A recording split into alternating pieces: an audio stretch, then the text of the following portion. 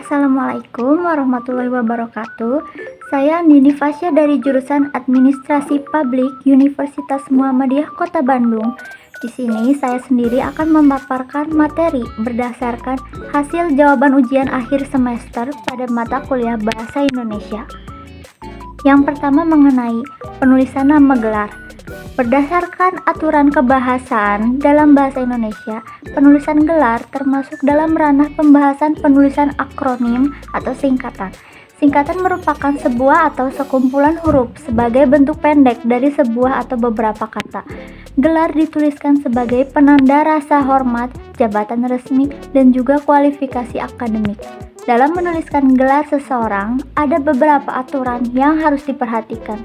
Yang pertama, gelar ditulis sebelum atau sesudah nama penyandang gelar tersebut. Yang kedua, gelar ditulis dengan menggunakan tanda titik antara satu huruf dengan huruf yang lainnya pada singkatan dari gelar. Ketiga, antara nama orang dan nama gelar yang disandangnya harus dipisah dengan tanda koma. Dan jika gelar yang akan dicantumkan lebih dari satu, maka satu gelar dengan gelar lainnya harus dipisahkan dengan menggunakan tanda koma. Urutan dalam menuliskannya yaitu yang pertama gelar akademik seperti doktor, profesor, lalu profesinya seperti dokter, lalu penulisan untuk gelar keagamaan, gelar kebangsawanan, dan namanya, dan terakhir gelar akademik seperti diploma, sarjana, magister, dan yang lainnya. Ini beberapa contoh penulisan gelar nama seseorang. Yang pertama Sri Mulyani Indrawati. Di sini tulisannya setelah nama itu koma, lalu S.E untuk sebutan sarjana setelah selesai menempuh pendidikan S1, lalu M.SC sebutan untuk master untuk yang sudah menyelesaikan pendidikan S2, Master of Science, dan yang terakhir PhD, Doctor of Philosophy. PhD ini sebutan bagi yang sudah menyelesaikan pendidikan S3 untuk mahasiswa yang kuliah di beberapa negara luar negeri seperti Inggris dan Amerika Serikat. Lalu ada Profesor Dr. Mariadi. Perlu diketahui perbedaan penulisan antara doktor adalah D dengan D besar, sementara dokter adalah D dengan huruf yang kecil. Gelar doktor ini diperoleh setelah menyelesaikan pendidikan jenjang S3, dan gelar dokter kecil sebutan untuk profesi diperoleh bagi yang sudah menyelesaikan pendidikan kedokteran dimulai dari dokter umum maupun dokter spesialis dan telah mendapatkan surat izin praktek. Lalu selanjutnya ada Profesor Dr. Andes Sri Suwitri. Gelar Dr. Andes ini Dr. Anda ini untuk perempuan, tetapi sejak perubahan Undang-Undang tahun 1993, penulisan gelar Dr. Andes dan Dr. Anda tidak berlaku lagi. MSI untuk sebutan Magister Sains. Lalu ada contoh Cahya Andini, SAP, sebutan untuk Sarjana Administrasi Publik, dan yang terakhir Kirana Savitri, MHUM untuk sebutan Magister Humaniora. Lalu kita beralih ke materi karya ilmiah dan skripsi.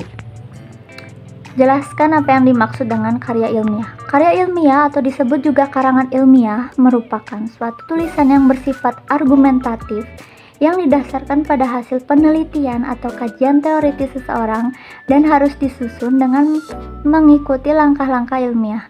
Karya ilmiah ditulis oleh akademisi perguruan tinggi, dosen, dan mahasiswa. Karya ilmiah memiliki beberapa bentuk tergantung tujuan dan juga sasaran pembacanya. Di antara bentuk tersebut yaitu karya tulis populer, karya tulis semi formal, dan karya tulis formal. Nah, contoh dari karya tulis formal salah satunya adalah skripsi. Skripsi untuk mendapatkan gelar S1. Skripsi merupakan karangan ilmiah yang ditulis oleh mahasiswa sebagai bagian dari persyaratan akhir pendidikan akademisnya.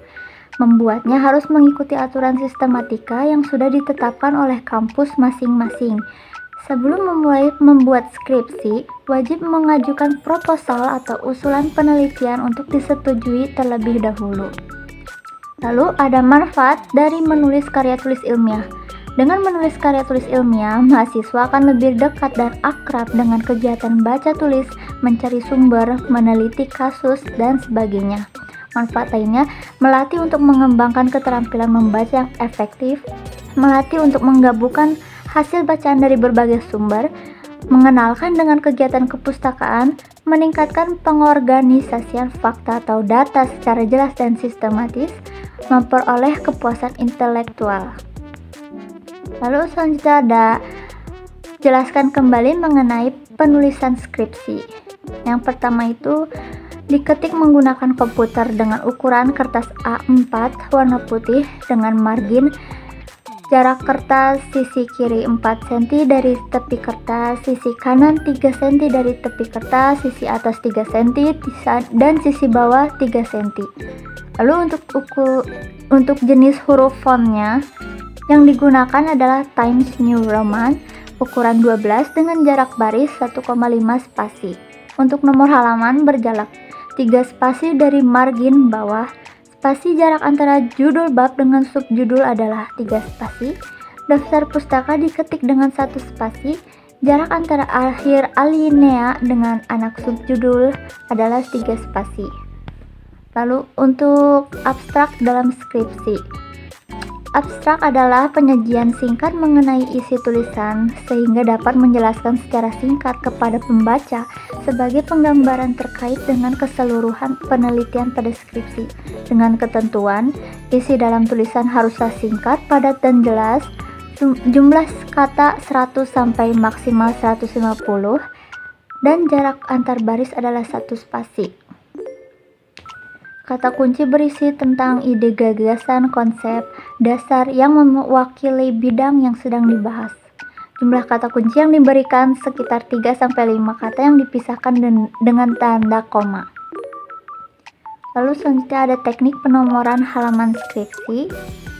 Untuk halaman bagian awalnya itu, halaman sampul tidak diberi nomor urut halaman. Halaman judul dan halaman lembar persetujuan pembimbing diperhitungkan sebagai halaman Romawi 1 dan Romawi 2 sebagai nomor urut dalam angka Romawi dan biasanya tidak tertulis. Halaman abstrak sampai dengan halaman lampiran diberi nomor urut Romawi 3, Romawi 4, dan seterusnya. Nomor halaman diletakkan pada jalur bawah tengah berjarak 3 spasi dari margin bawah. Dan untuk halaman bagian inti, penomoran dimulai dari bab 1, pendahuluan seperti bab isi, hingga halaman simpulan dan saran. Dengan menggunakan angka Arab 1, 2, 3, dan seterusnya. Letak nomor tiap halaman berada di atas sebelah kanan, berjarak 3 spasi dari margin atas dan diratakan lurusnya dengan margin kanan. Untuk tabel dan gambar, nomor diletakkan pada bagian bawah tabel atau gambar tersebut. Diawali dengan nomor bab, kemudian dilanjutkan dengan nomor urut tabel atau gambar tersebut. Dan untuk yang halaman bagian akhir, penomoran halaman bagian akhir ini merupakan kelanjutan nomor halaman bagian inti. Nomor ditulis menggunakan angka Arab yang diletakkan pada bagian atas kanan dengan jarak 3 spasi dari margin atas lurus dengan margin kanan. Pengecualian pada setiap halaman yang bertajuk dari mulai daftar pustaka sampai dengan lampiran, posisi nomor halaman diletakkan di bagian tengah bawah dengan jarak 3 spasi dari margin bawah. Selanjutnya ada tentang plagiarisme. Plagiarisme merupakan tindakan pencurian terhadap hak cipta seseorang yang dilindungi oleh hukum. Selain tidak menghargai karya orang lain, juga telah mengambil identitasnya sebagai penulis aslinya dan memalsukan identitas kita sendiri. Dengan menuliskan kutipan, berarti menyertakan data atas sumber tulisan yang kita kutip sebagai etika dalam dunia ilmu dan aspek legalitasnya. Secara sederhana, untuk membuat kutipan, perlu menyebutkan dengan jelas dari mana gagasan atau perkataan itu diambil. Menuliskan sebuah kalimat adalah pekerjaan yang berat, maka langkah dalam menulis dilakukan dengan banyak membaca yang kemudian secara otomatis akan menambah kosakata baru untuk meningkatkan kemampuan kreatif dalam mengarang, sehingga akan terhindar dari plagiarisme. Teknik penulisan kutipan langsung dan kutipan tidak langsung. Nah, bagaimana teknik mengutip dengan baik? Pada umumnya, cara merujuk kutipan dalam karya tulis ilmiah dibagi dalam dua kategori, yaitu kutipan langsung dan kutipan tidak langsung. Untuk membuat kutipan langsung, yang pertama harus menggunakan tanda kutip. Nama penulis disebut bersama dengan tahun penerbitan dan nomor halaman. Jika ada tanda kutip dalam kutipan, gunakan ganda kutip tunggal. Tidak mengadakan perubahan kalimat. Tidak boleh memperbaiki kesalahan dalam kalimat kutipan seperti typo dan ambiguitas, tetapi beri notasi ilmiah SIG. Pada kutipan langsung pendek, kutipan tidak lebih dari 4 baris dan dengan jarak spasi 2 spasi. Pada kutipan langsung panjang, kutipan hingga 4 baris atau lebih, berjarak 1 spasi, dan kutipan dipisahkan dengan badan teks. Ini adalah contoh kutipan yang saya kutip, yang dipadukan dengan naskah teks yang saya buat seperti pada paragraf pertama, dan teks yang saya kutip terdapat di paragraf kedua. Kutipan yang saya kutip ini bersumber dari sebuah buku yang ditulis oleh Surjono Sukanto yang berjudul Sosiologi Suatu Pengantar. Dan ini versi kutipan pendeknya. Lalu berikutnya ada kutipan tidak langsung.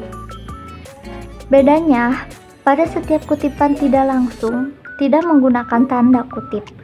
Dan cara mengutipnya menggunakan kalimat dengan bahasa sendiri yang dikutip hanya ide pokoknya. Lalu mencantumkan nama penulis, kutipan diintegrasikan dalam badan karya tulis atau teks. Dan jarak bagian kutipan sama dengan jarak badan teks lainnya. Contohnya seperti ini, masih bersumber dari buku yang sama seperti sebelumnya. Selanjutnya adalah daftar pustaka. Daftar pustaka juga perlu dicantumkan agar tidak dicap sebagai tindakan plagiat. Daftar pustaka adalah tulisan pada akhir sebuah karya tulis yang dibuat dengan tujuan untuk menunjukkan sumber atau rujukan penulis dalam menyusun tulisannya. Yang membedakannya dengan kutipan ialah daftar pustaka memuat semua informasi dari sumber kutipan secara jelas dan terperinci yang disusun secara alfabetis.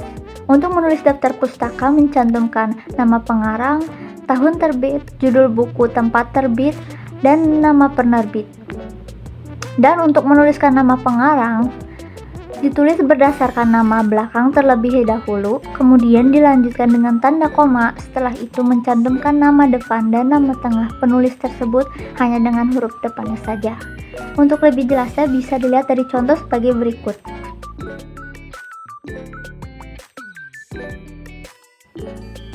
Baik, demikian yang bisa saya sampaikan pada presentasi kali ini. Mohon maaf jika ada kesalahan dalam isi maupun penyampaian materi, karena saya masih belajar juga. Terima kasih atas perhatiannya. Wassalamualaikum warahmatullahi wabarakatuh.